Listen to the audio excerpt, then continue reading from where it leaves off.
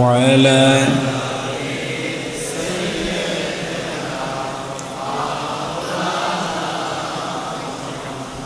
ভাইরা নবীজির দুরূদ শরীফ পড়লে লাভ আছে কিনা? জোরে বলেন, লাভ আছে কিনা? বেশি নাকি কম? আরো জোরে বলেন, বেশি নাকি কম? কারণ আমাদের দয়াল নবীজির উপর, আমাদের নূর নবীজির উপর দুরূদ শরীফ স্বয়ং কে পড়েন? আল্লাহ নামটা সবাই জোরে বলেন আল্লাহ। আরো জোরে বলেন আল্লাহ। আল্লাহ স্বয়ং আল্লাহ পাক সব ফেরেশতাদেরকে নিয়ে দিন রাত 24 ঘন্টা শুধুমাত্র আমাদের দয়াল নবীজির উপর, শুধুমাত্র আমাদের নূর নবীজির উপর দুরূদ শরীফ পড়ছেন, ঠিক কিনা? আমাদের পড়ার দরকার আছে কিনা? আমাদের আজকে যে বাগদাদি মুর্শিদ কেবলার স্মরণে কনফারেন্স, ঠিক কিনা? আমাদের বাগদাদি মুর্শিদ কেবলা মুরিদ করণের উপর কি বলতেন? নামাজ দুরূদ শরীফ, নামাজ দুরূদ শরীফ, নামাজ দুরূদ শরীফ। নামাজের পরেই দুরূদ শরীফ নূর নবীজির মহব্বত শিক্ষা দিতেন, ঠিক কিনা? আমাদেরকে কি শিক্ষা দিয়েছেন? দয়াল নবীজির মহব্বত, নূর নবীজির আদব, ঠিক কিনা?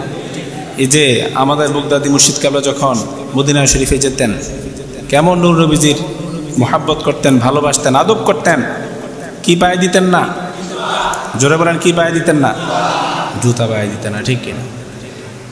আমি মদিনা শরীফ ধরেন প্রতি বছর একবার, কোনো কোনো সময় 2 বারও যাওয়া হয়। যেহেতু মদিনাতুল মুনাওয়ারা বাংলাদেশ সহ সারা বিশ্বের বিভিন্ন পীর মাশায়েখ মদিনা শরীফে আসে। কোথায় আসে? যতজনকে দেখি সবার পায়ে কি থাকে? জুতা দেখি। জুতা ছাড়া একজনও দেখি নাই, হয়তো থাকতে পারে, আমি দেখি নাই।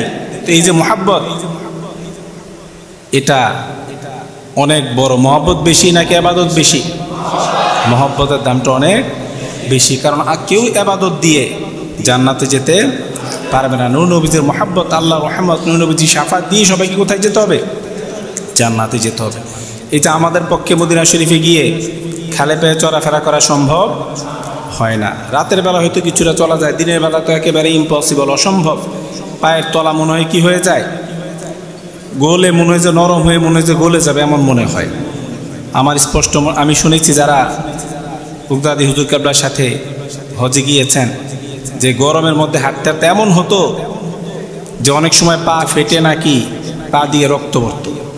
শুনেছি, আমি দেখি নাই, শোনা কথা। পা দিয়ে নাকি রক্ত বের হতো। তো ভাইয়ের আমার, তবে এটা আমার মনে আছে, যখন উনি হজ থেকে আসতেন তখন পাগুলি ফাটা ফাটা থাকতো। আপনার যখন ওয়াশরুমে যেতেন দেখতাম খুঁড়িয়ে যাচ্ছে। আমার আম্মা পায়ে তেল মালিশ করে দিতেন, আমার এখনো মনে আছে পায়ে তেল মালিশ করে দিতেন, পাগুলি ফাটা ফাটা থাকতো। কোনো কোনো ফাটাটা এত বেশি থাকতো যে মনে হয় যে ভিতরের গোস্তটা পর্যন্ত মনে হয় যে দেখা যায়। তো ভাইয়ের আমার, এটা যে মহব্বতের বিষয়, কিসের বিষয়? এটা কোরআন হাদিসের কোনো দলিলের বিষয় না। আপনার কোরআন হাদিসে এমন নাই যে মদিনা শরীফে তোমরা স্যান্ডেল পরতে পারবা না। আরেকটা উদাহরণ আমরা যেটা জানি, শত শত বছর ধরে আমরা যেটা শুনে এসেছি, ইমাম মালিক। কে? ইমাম মালিক। উনিও মদিনার হুদুদের, মদিনার এলাকার মধ্যে, এরিয়ার মধ্যে জুতা পায়ে দিতেন। জোরে বলেন না সুবহানাল্লাহ। জুতা পায়ে দিতেন না। উনি মদিনা শরীফের হারামের এরিয়ার মধ্যে ওয়াশরুমে আমরা 1 নাম্বার 2 নাম্বার করি কিনা, সেটাও উনি করতেন। উনি কম কম খেতেন, কম কম পান করতেন, যাতে ওনার বেশি আপনার সেটা না পায়। কারণ বারবার তো ওনাকে হারামের বাইরে যেতে হয়। জোরে বলেন না সুবহানাল্লাহ। তারপর উনি কোনো যানবাহনে চলতেন না। কোথায় চলতেন না? ইমাম মালিক কিসের মধ্যে চলতেন না? মদিনা শরীফের এরিয়াতে যানবাহনে চলতেন। এখন আমরা গাড়ি চড়ি, হুন্ডা চড়ি কিনা, বা বিভিন্ন প্রকার যানবাহন চড়ি। তখন ছিল, তখন তার গাড়ি ছিল না, বাইকটা কিছু ছিল না, ঘোড়া ছিল। কি ছিল? ঘোড়া ছিল। গাড়ির মধ্যে দামি কম দামি আছে কিনা? হুন্ডার মধ্যে দামি কম দামি আছে কিনা? প্রত্যেকটা জিনিসের মধ্যে দামি কম দামি আছে, কোয়ালিটির মধ্যে ডিফারেন্স থাকে। তো ভাইয়ের আমার, তো ওনারা যে ঘোড়াতে চড়তেন, তখনকার জমানায় দামি দামি যে ঘোড়াগুলো, খোরাসান মিশরের যে ঘোড়াগুলো দামি দামি অ্যাট্রাকটিভ এক্সপেন্সিভ ঘোড়া ছিল, অনেক দামি দামি ঘোড়ার মধ্যেও দামি কম দামি আছে। তো ওনাকে মানুষ কিছু দামি দামি ঘোড়া হাদিয়ে দিয়েছে। কয়টা? কিসে কি ঘোড়া? দামি দামি খোরাসান মিশরের কিছু ঘোড়া হাদিয়ে দিয়েছে, কিন্তু উনি এগুলি ইউজ করেন নাই। তো ওনাকে জিজ্ঞেস করা হলো যে আপনার এই যে এত দামি দামি ঘোড়া আপনার বাসার সাথে, আপনার হুজরার সাথে এগুলি আছে, আপনাকে তো একবারও ইউজ করতে দেখলাম না। ইমাম মালিক বললেন, যেখানে নূর নবীজি শুয়ে আছে সেখানে আমি ঘোড়াতে উঠবো, এটা আমার কাছে আদবের খেলাফ মনে হয়। আরো জোরে বলো না সুবহানাল্লাহ। এগুলি হলো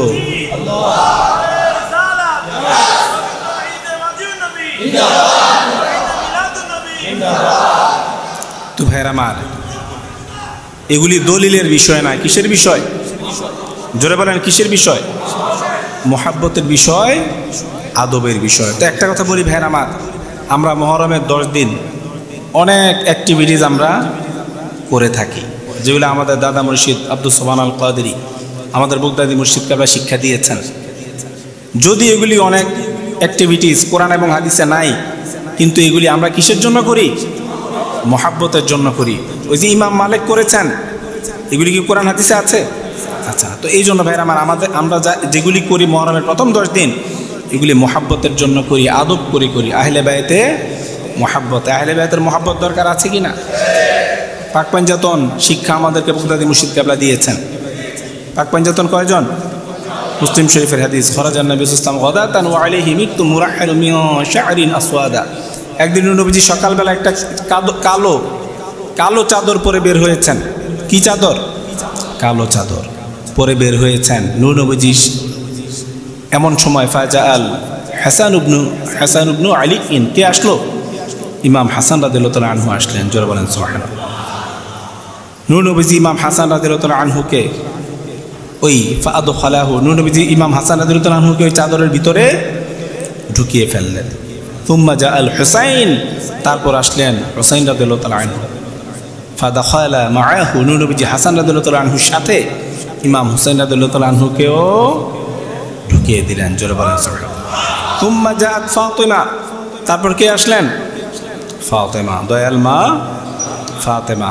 আমরা ভাইরা মহরমের 30 দিন, প্রথম 10 দিন ইয়া হুসাইন শাহ হুসাইন লাখো সালাম, দ্বিতীয় 10 দিন ইয়া হাসান শাহ হাসান লাখো সালাম, তৃতীয় 10 দিন দয়াল মা ফাতেমা লাখো সালাম। এই আমলটা করার দরকার আছে কিনা? আমরা ওনাদের যত জিকির করব, যত সালাম দিব, ওনাদের মোহাব্বত আমাদের ভিতরে তত চলে আসবে। ওনাদের মোহাব্বত ছাড়া, মনে রাখবেন, ওনাদের মোহাব্বত ছাড়া আমাদের কোনো উপায় নাই। আপনি নামাজ দিয়ে, রোজা দিয়ে, হজ দিয়ে, জাকাত দিয়ে, দান সদকা করে, নফল নামাজ পড়ে কখনোই জান্নাতে যেতে পারবেন না। জান্নাতে যেতে হবে কিসের মাধ্যমে? আল্লাহ রহমত, নূর নবীজির শাফাত, পাক পাঞ্জাতনের মোহাব্বত, ঠিক কিনা? এটা হলো সবচেয়ে বেশি। ইবাদত তো করতেই হবে, নামাজ পড়তেই হবে, রোজা রাখতেই হবে, তৌফিক থাকলে হজ করতেই হবে, যত জাকাত দিতে হবে, এরকম যত ইসলামের কাজগুলো আছে এগুলি তো করতেই হবে। কিন্তু আমাদের মেইন পুঁজিটা কি? আল্লাহ রহমত, নূর নবীজির শাফাত এবং পাক পাঞ্জাতনের মোহাব্বত। তো মা ফাতেমা আসলেন। আসার পর দয়াল নবীজি মা ফাতেমাকে ঢুকিয়ে দিলেন। জোরে বলেন সুবহানাল্লাহ। আমাদের নূর নবীজি মা ফাতেমা পাক পাঞ্জাতনের সদস্য কিনা? আহলে বায়তের সদস্য কিনা? আমাদের নূর নবীজি দুনিয়া থেকে বিদায় নিয়েছেন, তারপর আহলে বায়তের সদস্যদের মধ্যে সর্বপ্রথম দয়াল নবীজির কাছে কে গিয়েছেন? মা ফাতেমা। কে গিয়েছেন? যেমন বুখারী শরীফের হাদিস, আম্মা জান আয়েশা সিদ্দিকা রাদিয়াল্লাহু তাআলা আনহা বলেছেন, দাআন নবী সাল্লাল্লাহু আলাইহি ওয়াসাল্লাম ফাতিমা ইবনাতাহু। আমাদের নূর নবীজি যখন দুনিয়া থেকে চলে যাবেন, ফি শাকওয়াহুল্লাযী কুবিদা ফিহা ফাসাররাহা ফাবাকাত ফাসাররাহা বিশাইইন ফাবাকাত। আম্মা জান আয়েশা বলতেছেন, আমাদের নূর নবী যখন দুনিয়া থেকে বিদায় নেবেন, তার কিছুক্ষণ আগে আম্মা জান মা ফাতেমাকে কাছে ডেকে কিছু কথা বললেন, চুপি চুপি কিছু কথা বললেন। ফাবাকাত, কথাটা বলার পর কি কথা বলেছে এটা কেউ শুনে নাই। নূর নবীজি বলেছেন মা ফাতেমা শুনেছে। ফাবাকাত, শুনে আম্মা জান ফাতেমা কান্না করতে লাগলেন। তারপর তুম্মা দাআহা ফাসাররাহা ফাদাহিকাত। আম্মা জান আয়েশা বলতেছেন, তারপর কিছুক্ষণ পর আবার দয়াল নবীজি মা ফাতেমাকে ডাকলেন, ডেকে আবার চুপি চুপি কিছু কথা বললেন। ফাদাহিকাত, এই কথাটা শুনে মা ফাতেমা হাসতে লাগলেন। জোরে বলেন না সুবহানাল্লাহ। قالت فسألتها عن ذلك। এখন কি বলেছে এটা তো কেউ শোনে নাই। তখন আমাদের আম্মা জান আয়েশা মা ফাতেমাকে জিজ্ঞেস করলেন, আম্মা জান আয়েশা ফাতেমাতুজ জোহরা রাদিয়াল্লাহু তাআলা জিজ্ঞেস করেন যে নূর নবীজি আপনাকে কি বলেছে, দয়াল নবীজি আপনাকে কি বলেছে? ভাইরা আমার দেখবেন নূর নবীজি যে আমাদের মতো মানুষ না, নূর নবীজি আমাদের মতো হাদিসের গুলোতে দেখবেন যে আম্মা জান যে হাদিসগুলো বর্ণনা করেছেন, আমার স্বামী বলেছে, আমার হাজবেন্ড বলেছে, আমার বর বলেছে, এমনভাবে বলেন নাই। কি বলেছেন? যেমন দাঁড়ান নবী সাল্লাল্লাহু কে ডেকেছেন? দাঁড়ান নবী নূর নবীজিকে কি বলতেন আম্মা জানরা? ফাতেমা বলতেন, সরি নবী হিসেবে রাসূল বলতেন, নবী বলতেন, জোরে বলেন সুবহানাল্লাহ। আর আম্মা জান থেকে যে হাদিস আম্মা জানও কি বলতেন? যেমন আম্মা জান যখন রিপ্লাই দিয়েছেন বুখারী শরীফ হাদিস, মা আয়েশা বলেছেন যে আপনাকে কি বলেছেন যে আপনি প্রথম কেঁদেছেন, পরে আবার ডেকে কি বলেছেন নবীজি যে আপনি হেসেছেন। আম্মা জান বললেন, মা ফাতেমাতুজ জোহরা রাদিয়াল্লাহু তাআলা আনহা বললেন সাওরানি নবী সাল্লাল্লাহু আলাইহি আমাদের নূর নবী আমাকে আখবারানা, নূর নবী আমাকে বললেন আন্নাহু ইউকবাদু ফি ওয়াজাইহি আল্লাযী তুউফিয়া ফিহি। নূর নবী আমাকে ডেকে বলেছেন উনি কিছুক্ষণ পর দুনিয়া থেকে বিদায় নেবেন, কিছুক্ষণ পর দুনিয়া থেকে বিদায় নেবেন। ভাইরা আমার, আমরা কে কখন মরবো এটা কি বুঝি জানি? জোরে বলেন বুঝি জানি? তো দয়াল নবীজি বলেছেন আমি দুনিয়া থেকে বিদায় নিব, এই জন্য আমি ফাতেমা কি করেছি? ফাদাহাকতু, আমি ফাবাকাতু, আমি কি করেছি? ফাবাকাইতু, আমি কি করেছি? কেঁদেছি। তুম্মা দাআনি সাওরানি ফাআখবারানি, তারপর দয়াল নবীজি আমাকে ডেকে বলেছেন আন্নি আউয়ালু আহলি বাইতিহি আতবাউহু ফাদাহিকতু। বলেন সুবহানাল্লাহ। এর দ্বিতীয়বার সেকেন্ড টাইম নবীজি আমাকে ডেকে বলেছেন হে ফাতেমা জেনে রাখো আমি এখন আল্লাহর কাছে চলে যাচ্ছি, আর আমি আমার পর আমার আহলে বাইতের সদস্যদের মধ্যে সর্বপ্রথম তুমি আমার কাছে আসবে। অর্থাৎ নূর নবীজি কি বলে গেলেন যে নূর নবীজির পর আহলে বাইতের সদস্যদের মধ্যে সর্বপ্রথম দুনিয়া থেকে বিদায় নেবেন কে? মা ফাতেমা। তাহলে এটা হয়েছিল কিনা? কথা বলেন হয়েছিল কিনা? তাহলে নূর নবীজির ইলমুল গায়েব আছে কিনা? ইলমুল গায়েব না থাকলে নূর নবীজি কিছুক্ষণ পর দুনিয়া থেকে বিদায় নেবেন, ফাতেমাতুজ জোহরা রাদিয়াল্লাহু তাআলা আনহাকে এই কথা বলতে পারতেন না। তারপর নূর নবীজি বিদায় নেওয়ার পর সর্বপ্রথম আহলে বাইতের সদস্যের মধ্যে ফাতেমাতুজ জোহরা রাদিয়াল্লাহু তাআলা আনহা নূর নবীজির কাছে যাবেন, এই কথা নূর নবীজি বলতে পারতেন না। আমরা নূর নবীজির ইলমুল গায়েব স্বীকার করি কিনা? কথা বলেন করি কিনা? আমরা অবশ্যই স্বীকার করি, ঠিক কিনা? এই যে এখন নূর নবীজি বুখারী শরীফের হাদিস, এই যে এখন খুন খারাপি সারা দেশটাতে কিসে ভরে গিয়েছে? খুন খারাপি, অত্যাচার, অনাচার। বাংলাদেশের মানুষের কপালে শান্তি আছে কিনা এটা আল্লাহই জানে একমাত্র, ঠিক কিনা? বাংলাদেশের মানুষের কপালে শান্তি আছে কিনা এটা একমাত্র আল্লাহই জানে। যে এত খুন হচ্ছে, আমাদের নবীজি কিয়ামতের সিমটম, কিসের সিমটম? কিয়ামতের সিমটম, কিয়ামতের সিনড্রোম হিসেবে বলেছেন আমল কমে যাবে। কি কমে যাবে? আমল কমে যাবে। তারপর আপনার ইয়াকতুরুল হার্জ, কি বেড়ে যাবে? হার্জ বেড়ে যাবে। সাহাবারা বলল মাল হার্জ ইয়া রাসূলুল্লাহ, হার্জ কি? নবীজি বলেন আল কতলু, আল কতলু। হার্জটা হলো হত্যা, কতল। হত্যা দুনিয়ার জমিনে কিয়ামতের আগে বেড়ে যাবে, আমল কমে যাবে। তো সেই জন্য ভাইরা আমার, এই যে নূর নবীজির ইলমুল গায়েব না থাকলে নূর নবী যেগুলি বলতে পারতেন না। তো সন্ধ্যা থেকে আপনারা এই পর্যন্ত বসে আছেন, আমি 2-3 মিনিটের মধ্যে শেষ করে দিচ্ছি।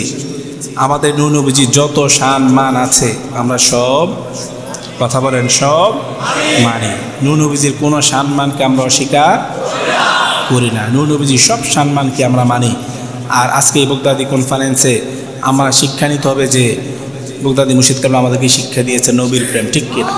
1 নম্বরে কি শিক্ষা দিয়েছেন? নবীর প্রেম।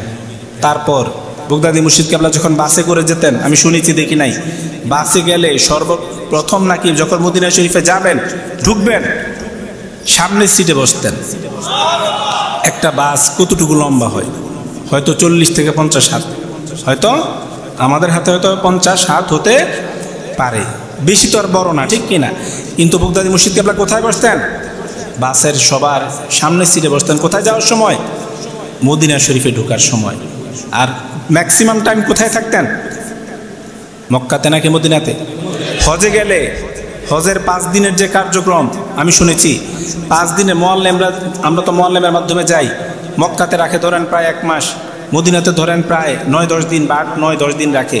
কিন্তু আমি শুনেছি আমাদের বগদাদি মুর্শিদ কাবলা যখন হজে যেতেন, মক্কার 5 দিন, হজের যে কার্যক্রম কয় দিন? 5 দিন। এই 5 দিন করার পর উনি দল থেকে আলাদা হয়ে, কাফেলা থেকে আলাদা হয়ে 5 দিন শেষ হওয়ার পর সাথে সাথেই উনি মদিনাতুল মুনাওয়ারাতে চলে যেতেন। বাকি পুরোটা সময় উনি মদিনাতুল মুনাওয়ারাতে কাটাতেন। কার মহব্বতে? জোরে বলেন, কার মহব্বতে? এই নূর নবীজির মহব্বত আখিরাতের জন্য, দুনিয়া এবং আখিরাতের জন্য সবচেয়ে বেশি ইম্পর্টেন্ট। কি? নূর নবীজির মহব্বত। এই মহব্বত আমাদেরকে কে শিক্ষা দিয়েছেন? আরো জোরে বলেন, কে শিক্ষা দিয়েছেন? এরপর শিক্ষা দিয়েছেন পাক পাঞ্জাতনের মহব্বত, ঠিক কিনা? যেটা আমরা কিয়াম শরীফে, যখনই আমরা কিয়াম শরীফ করি, আজকে কিয়াম শরীফ হবে, কিয়াম শরীফের পরেই আমরা ইয়া পাক পাঞ্জাতন লাখো সালাম পড়ি, ইয়া হোসাইন শাহ হোসাইন লাখো সালাম পড়ি। এগুলি হলো পাক পাঞ্জাতন আলাইহিস সালামের জিকির, আহলে বাইতের জিকির, ঠিক কিনা? তো যে জিনিসগুলো সবচেয়ে বেশি ইম্পর্ট্যান্ট, এগুলি আমাদেরকে বগদাদি মুর্শিদ কাবলা শিক্ষা দিয়ে গিয়েছেন। আল্লাহ যাতে আমাদের সবাইকে 5 ওয়াক্ত নামাজ পড়ার তৌফিক দান করেন। আল্লাহ যাতে আমাদের সবাইকে 5 ওয়াক্ত নামাজ পড়ার তৌফিক দান করেন। আল্লাহ যাতে আমাদের সবাইকে 5 ওয়াক্ত নামাজ পড়ার তৌফিক দান করেন। আল্লাহ যাতে আমাদের সবাইকে মা বাবার খেদমত করার তৌফিক দান করেন। আল্লাহ যাতে আমাদের সবাইকে মা বাবার খেদমত করার তৌফিক দান করেন। আল্লাহ যাতে আমাদের সবাইকে মা বাবার খেদমত করার তৌফিক দান করেন। যেসব ছেলেমেয়েরা মা বাবার কথা শোনে না, মা বাবার সাথে বেয়াদবি করে, মা বাবার সাথে মিসবিহেভ করে, আল্লাহ যাতে তাদের সবাইকে হেদায়েত দান করে। যেসব ছেলেমেয়েরা মা বাবার কথা শোনে না, মা বাবার সাথে বেয়াদবি করে, মা বাবার সাথে মিসবিহেভ করে, আল্লাহ যাতে তাদের সবাইকে হেদায়েত দান করে। যেসব ছেলেমেয়েরা মা বাবার কথা শোনে না, মা বাবার সাথে বেয়াদবি করে, মা বাবার সাথে মিসবিহেভ করে, আল্লাহ যাতে তাদের সবাইকে হেদায়েত দান করে। আল্লাহ যাতে আমাদের সবাইকে হালাল রুজি রোজগার করার তৌফিক দান করে। আল্লাহ যাতে আমাদের সবাইকে হালাল রুজি রোজগার করার তৌফিক দান করে। আল্লাহ যাতে আমাদের সবাইকে হালাল রুজি রোজগার করার তৌফিক দান করে। যারা সুদ খায়, যারা সুদ দেয়, যারা ঘুষ খায়, যারা ঘুষ দেয়, যারা পরের হক মেরে মেরে খায়, যারা মদ গাঁজা ফেন্সিডিল খায়, যারা মদ গাঁজা ফেন্সিডিলের ব্যবসা করে, আল্লাহ যাতে তাদের সবাইকে হেদায়েত দান করে। যারা সুদ খায়, যারা সুদ দেয়, যারা ঘুষ খায়, যারা ঘুষ দেয়, যারা পরের হক মেরে মেরে খায়, যারা মদ গাঁজা ফেন্সিডিল খায়, যারা মদ গাঁজা ফেন্সিডিলের ব্যবসা করে, আল্লাহ যাতে তাদের সবাইকে হেদায়েত দান করে। যারা সুদ খায়, যারা সুদ দেয়, যারা ঘুষ খায়, যারা ঘুষ দেয়, যারা পরের হক মেরে মেরে খায়, যারা মদ গাঁজা ফেন্সিডিল খায়, যারা মদ গাঁজা ফেন্সিডিলের ব্যবসা করে, আল্লাহ যাতে তাদের সবাইকে হেদায়েত দান করে। আমিন। আসসালামু আলাইকুম ওয়া রাহমাতুল্লাহি ওয়া বারাকাতুহু।